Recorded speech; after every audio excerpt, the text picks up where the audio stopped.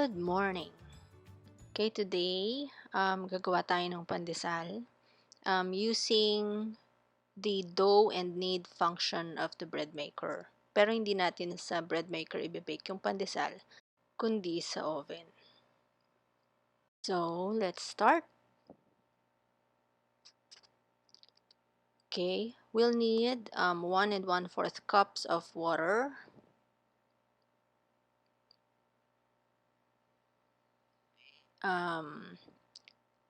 Lalagay natin sa cup na to yung kalahati ng 1 1/4 cup.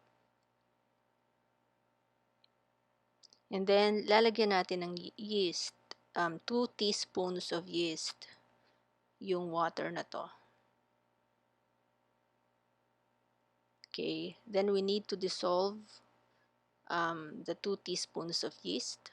Pag dissolve na siya, lalagay na natin siya dun sa bread maker pan. Bread maker pan. Okay, place the hook first and then the mixture. Okay, then babanlawan ko tong pinaglagyan ko ng yeast because yeasts are microorganisms. Dissolve natin with the remaining water and then pour it in.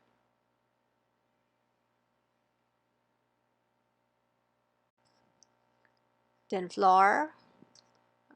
This is 2 cups of all-purpose flour.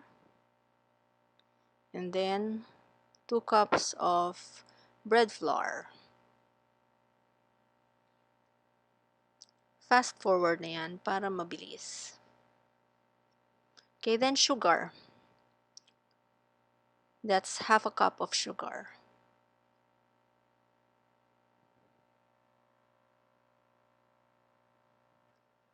Tapos lagyan natin ng salt.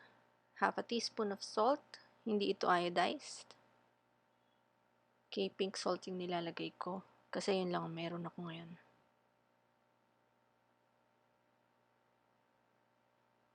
Okay, that's half a teaspoon of salt. Then, oil. Lagay tayo ng oil, 2 tablespoons.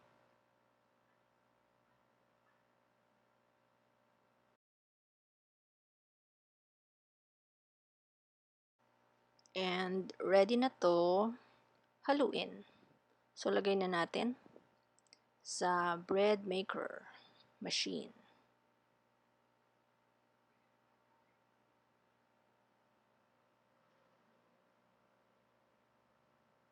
Okay. Press the menu until we reach number 10. Number 10, yun yung function ng dough. Okay, so nakalagay dyan 1 hour and 30 minutes. Okay. Press start. It will start stirring. For 30 minutes, the machine will alternately stir and rest, stir and rest.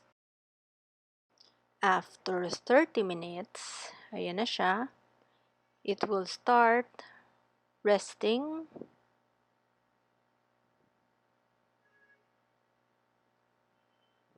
It will rest for about an hour, and then the machine will beep.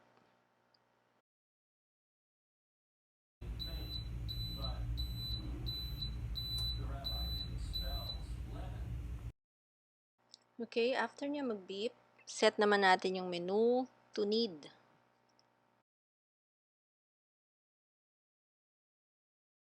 Okay, that's number 11. Naka-default na siya sa 8 minutes, but I don't need the whole 8 minutes para mag-knead. I just need about a minute or 2 to knead. Okay, so wait lang ako ng 1 to 2 minutes and then I will stop the machine. Okay, so ito na yung dough natin after kneading for 1 to 2 minutes.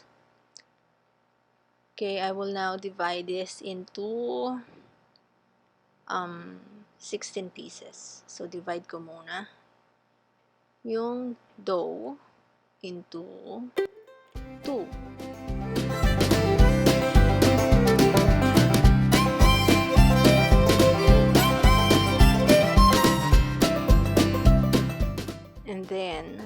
divide this into 8.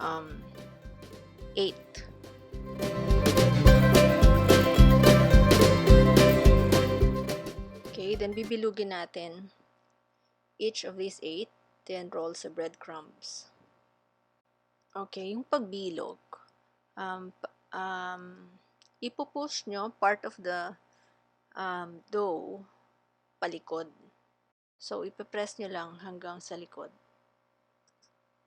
para maging smooth yung top, and then ilagay nyo na sa breadcrumbs.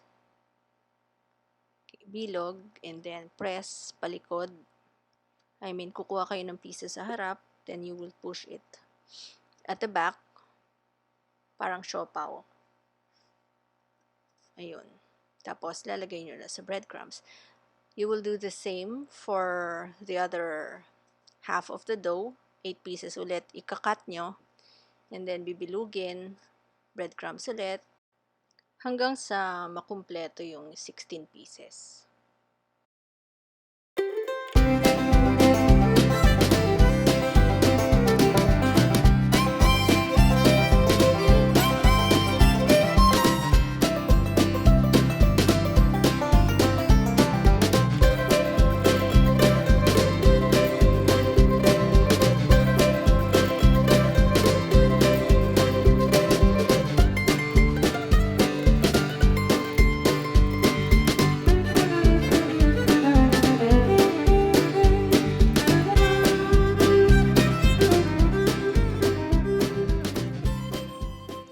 So, ito na ang ating shaped doughs after an hour.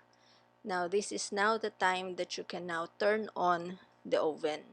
So, heat nyo na yung oven. Yung oven ko kasi pag in-start kong i-heat, mga 20 minutes, ma-achieve na niya yung 350 degrees. So, heat your oven up. And then, after 20 minutes, or kapag na-reach na niya yung 350 degrees, syempre nag-rise pa some more yung dough. Before putting it inside the oven, sprinkle nyo na ulit ng breadcrumbs. Ilalagay na natin to ngayon sa oven and bake for 15 to 20 minutes. Okay, so after 20 minutes, ito na ang ating pandesal.